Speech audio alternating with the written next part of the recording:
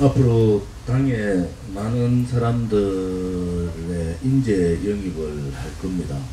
여성에 대한 인재 영입도 이루어지고, 뭐 조윤선 장관 같은 경우도 지금 법적인 문제가 있어서 있습니다만, 그 박근혜 정부 때 같이 일을 했던 많은 분들, 또 새로운 인물, 법조계, 또 뭐 앵커 출신, 뭐 이런 분들에 대한 영입도 여성분들에 대해서 진행을 많이 하고 있습니다. 아무튼 당이 새롭게 허평환 대표님 말씀대로 새롭게 이제 제2단계로 넘어가는 그러한 상황이 될 겁니다. 총선까지 10개월 남아 있습니다만은 아무튼 올해는 각 지역의 출마자 내정을 거의 다 완료 준비하도록 그렇게 하겠습니다. 지금 현재 자유한국당을 보면은 이 상황 인식을 잘 못하는 것 같아요. 우리가 답답한 것은 대한애국당은 분열하러 나온 게 아니에요. 야당은 다양한 목소리가 대단히 필요합니다. 근데 문재인 좌파 독재 정권 더불어민주당을 가지고는 지금 이 정국을 이끌어가기 힘들다, 이런 결론이 났고, 그들의 능력 또한 아주 약하다, 이런 무능하다 그러죠. 그런 평가가 이제 나온 거 아니겠습니까? 그래서 그들은 호남을 중심으로 한 좌파 연정을 이제 시도한 거예요. 여기 보시면은 여러분들 더불어민주당, 민평당, 바미당, 그 다음에 정의당, 민중당, 이렇게 왼쪽에 가 있는 정당이 5개 정도가 됩니다. 의석가진 정당으로. 오른쪽은 자유한국당, 대한애국당, 이 2개인데 그 2개조차도 못 잡아먹어가지고 날린 거야. 좀 오늘도 제가 자유한국당 의원들 보고 했어요. 아니 당신들 지금 지금 연동형 비례대표제는 저 분명히 저리 갈 텐데 317석을 하느냐 300석을 하느냐 그것만 남아있단 말이야. 그러면 연동형 비례대표제에 가면은 자유한국당 가지고는 120석 이상을 못 얻어요. 법이 그래 돼 있단 말이야. 법이 120석을 얻는다는 것은 215에 55%를 얻어야 되는데 자유한국당이 지지율을 55% 얻을 수 있느냐는 거야. 그래서 120석 이상을 못 얻게 만들어놓은 제도예요. 그러니까 이 문재인 정권은 노무현 정신, 노무현은 좌우 연정을 하기로 했어요 그때. 근데 지금은 워낙 좌파들이 강하고 호남세가 강하니까 호남을 중심으로 한 좌파 연정을 시작을 한 겁니다. 그러면은 이 좌파 연정에 대항할 수 있는, 제가 명칭을 했잖아요, 우파 연대가 필요한데 아직도 나무다리 끌고 앉아있단 말이야. 그게 제일 답답한 거예요. 우리는 벌써 판을 보고 이런 대비를 하지 않으면은 과반은 절대 못한다. 지금 제도로 가면 120석 얻지 못한 정당이 120석을 못 얻도록 만들어 놓은 거예요.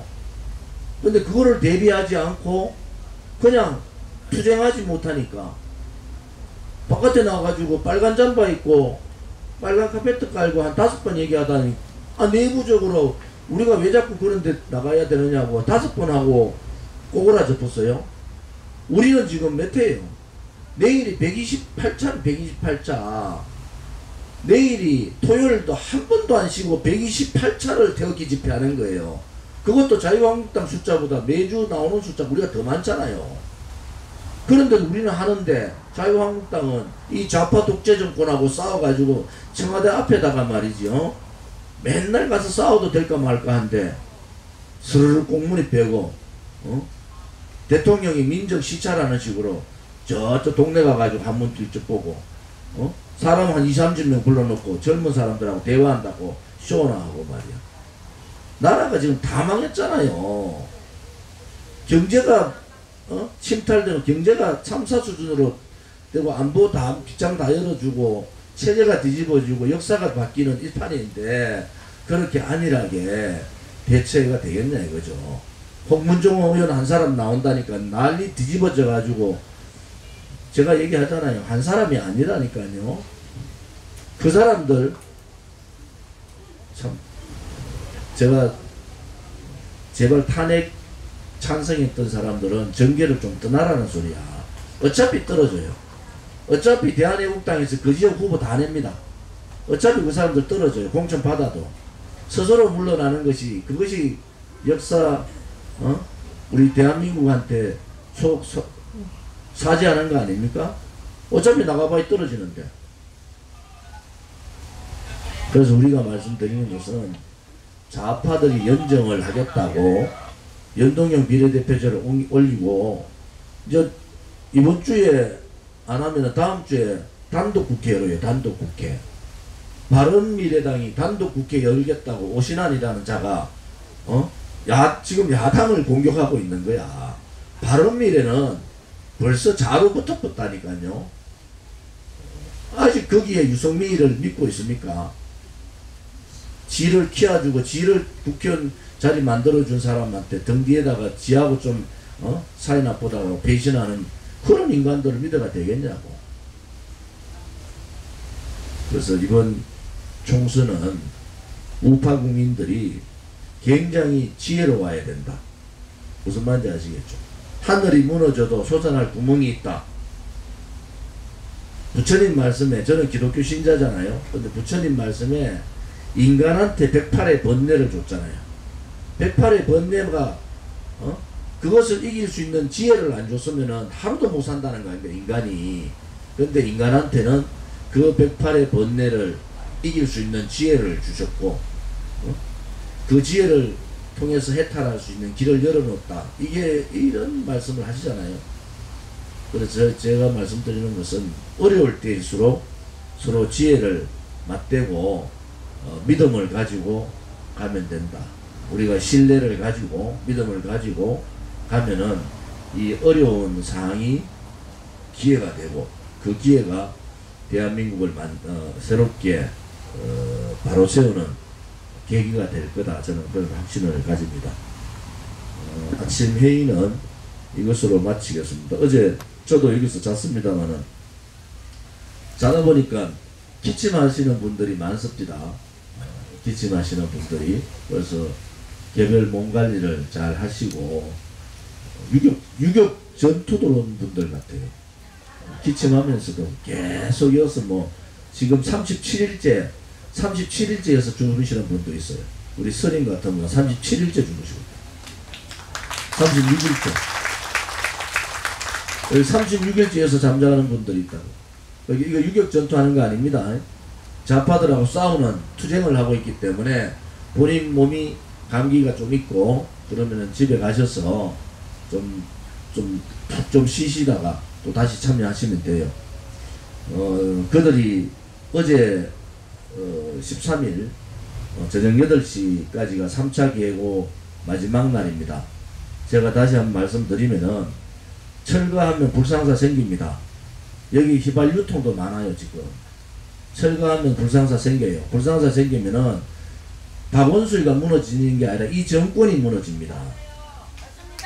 그래서 제가 대한애국당 그렇게 공갈치지 않아요. 까불지 말라는 소리야. 그러고 철거하면 뭐합니까? 그 다음날 비로 친다고 제가 얘기했는데 우리 대한애국당 버스 안에 텐트가 몇 개 있다고요? 160개 있어요. 160개. 언제라도 160개 텐트 칠 준비가 되어 있다고. 무슨 의미가 있습니까? 우리가 여기에 헌법이 보장하고 있는 정치적인 활동을 하고 있는 거예요. 정치적인 활동을 하고 있는 겁니다. 만약에 그런 탄압을 하면은 미국이 홍콩에 지금 100만 홍콩 자유 시민들의 목소리에 지지를 했잖아요. 영국의 메이 총리도 지지를 했다고. 이제 여러분들 탄압 들어오면은 우방의 미국이나 우리 보수연합 대표들 다 왔다 보고 갔잖아요. 여기서 탄압하지 마라. 대한애국당 천막 텐트 투쟁에 대해서 이 5분이 돌아간 거를 그 사람들은 아니 대한민국에서 이런 일이 있을 수 있느냐는 거예요. 어떻게 우리가 몰랐느냐는 거예요. 아니 대한민국 국민의 95%가 모르는데, 대한민국 국민의 95%가 2017년 3월 10일 벌금 대낮에 5분이 돌아가시는 걸 몰라요. 왜? 언론 방송이 다 덮어버렸잖아요. 제가 작년 국정감사에서 이거 동영상하고 다 국정감사에 띄우니까 자유한국당 국회의원 한 명도 모릅니다. 이것은 언론이 아니에요. 우리 그거 있잖아요. 좌파가 죽으면 영웅되고 우파가 백주대낮에 경찰에 의해서 제3자 살인을 당했잖아요. 경찰 때문에 죽었잖아요. 그런데 이거를 조사도 안 하고 처벌도 안 하고 잘못됐다 사과 한마디 안 하고 그냥 2017년 3월 10일에 이 어려운 분들의 죽음이 묻혀간다? 그건 불가능하다. 이제 서방이 알기 시작했어요. 미국에 지금 기자가 이거 이런 일이 있느냐고 보냈더니 미국의 백악관 국무성 출입기자들이 다 묻는다는 거예요. 진짜 그게 진실 사실이냐 다 묻는다는 거예요. 대한민국에서 어떻게 이런 일이 일어설 수 있느냐는 거예요. 대한민국에서 박근혜 대통령이 죄 없는 대통령이 탄핵당하는 그날 이렇게 엄청난 살인사건이 있은 거예요. 그것도 공권력에 의해서. 그런데 이거를 듣고 가면은 그것은 대한민국이 아니죠. 그것은 우리가 보는 것은요, 2017년 3월 10일 두 가지 큰 사건이 있는 거예요. 하나는 죄 없는 대통령이 거짓 선동 조작에 의해 가지고 불법 탄핵당했다는 거. 또 그 탄핵에 항거하던 5사람이 경찰에 의해서 경찰 스피커에 맞아서 돌아가시고, 경찰의 방어 잘못으로 생생한 증언을 다 하잖아요. 경찰이 방패로 미는 바람에 쓰러져 가지고 밟혀서 돌아가신 4분이 밟혀서 돌아가신 겁니다. 이거를 어떻게 묻고 갈 수가 있습니까?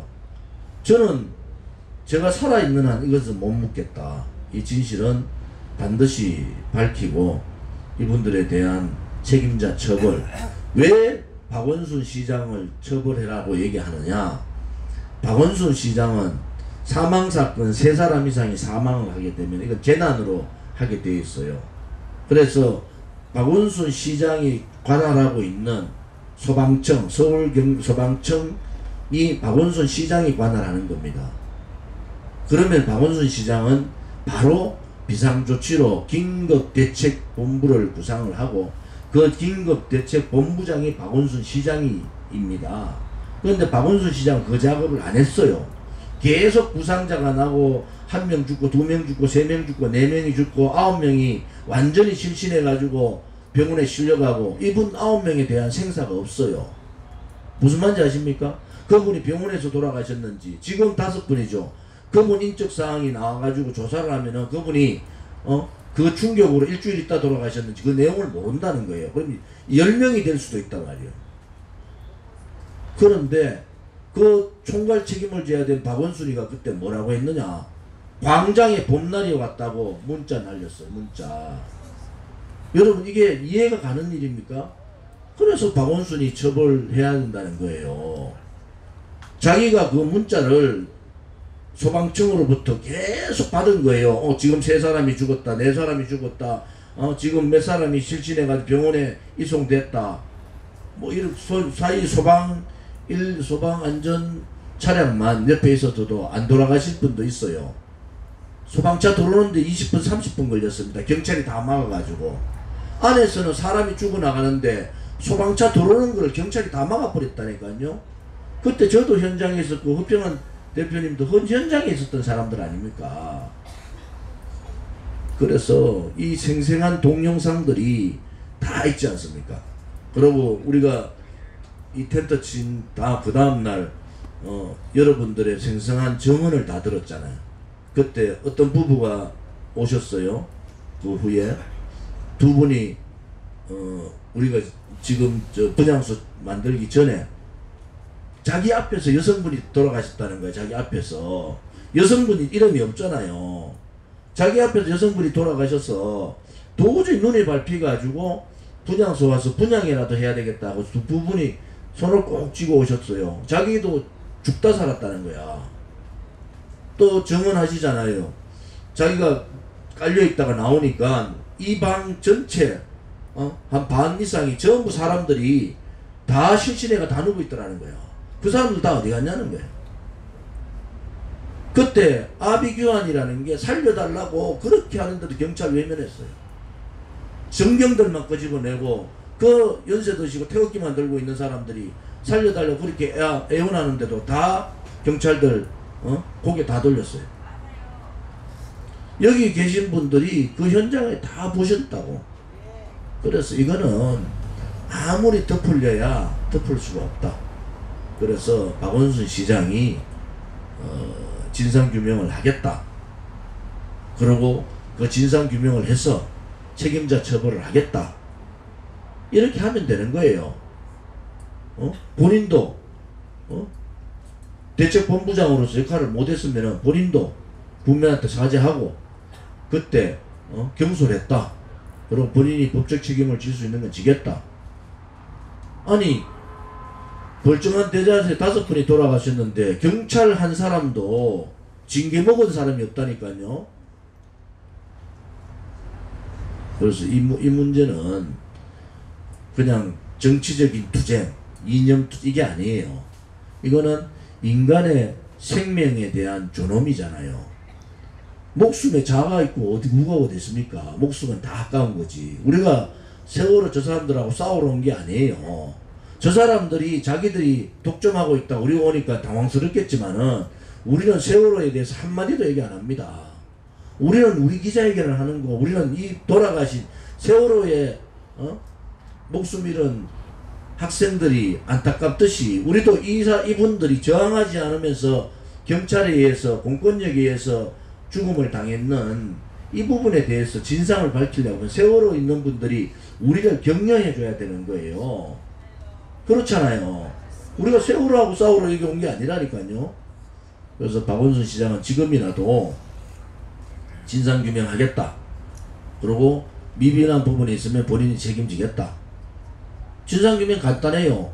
경찰 당시 경찰청장, 서울경찰청장, 소방청장 당시의 진압지도 왜 전북차가 전라도 차들이 대개 와가 있었느냐. 경찰차들이 그 진압차 안에 쇠파이프와 진압 장비가 쇠파이프하고 이런 그 갈고리 그야말로 사람을 치면 여기 몇십 방울 쫙 찢어지는 그런 무기를 왜 사용했는지, 부상 입은 분 중에서 그런 낚싯바늘 같이 확 스쳐 지나갔는데 수십 방울 이렇게 구면 분들이 많잖아요. 그런 장비를 아무 저항하지 않는 사람들한테 왜 사용했는지 그거 조사하면 되는 거예요. 그러고 9분 병원에 실신해서 실려갔는 9분의 인적사항을 해서 생사 여부를 우리가 알아야 되겠다는 거예요.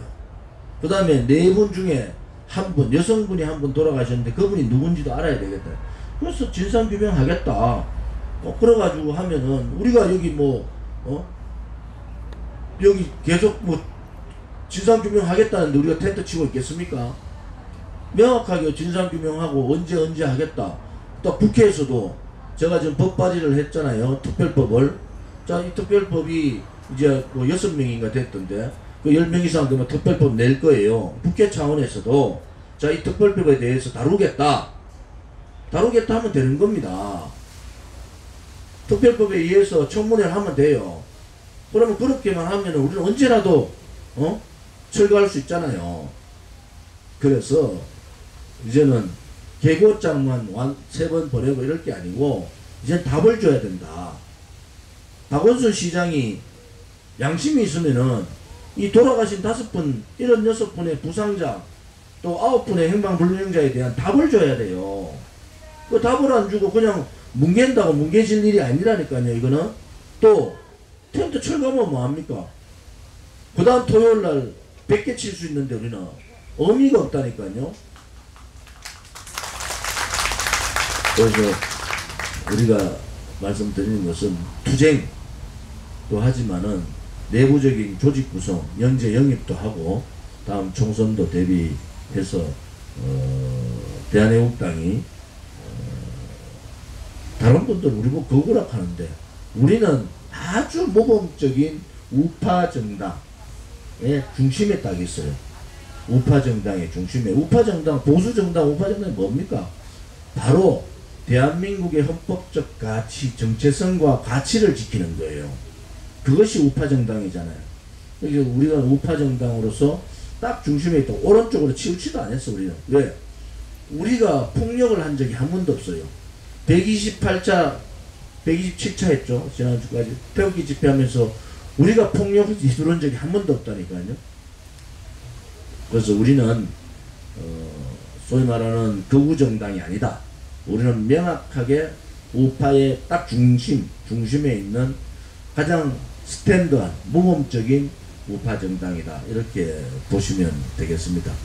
두 가지 말씀드린 거예요. 하나는 대한애국당은 보수 분열 세력이 아닙니다. 대한애국당은 지금 자유한국당보다 이 판을 더 한 판 더 보는 거예요.